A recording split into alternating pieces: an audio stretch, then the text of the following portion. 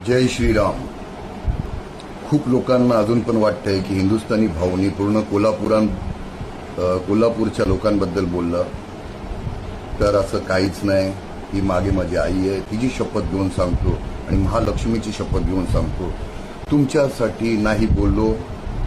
फक्त ह्याच्यामध्ये जे राजकारण करतात आहे त्यांच्यासाठी बोललो आणि खूप लवकर तुमच्या डोळ्यासमोर ते लोक येणार, त्यांचे असली चेहरे तुमच्या डोळ्यासमोर येणार, ही मी गॅरंटी देतो. परत एकदा सांगतो, पूर्ण कोल्हापूरबद्दल काहीच नाही.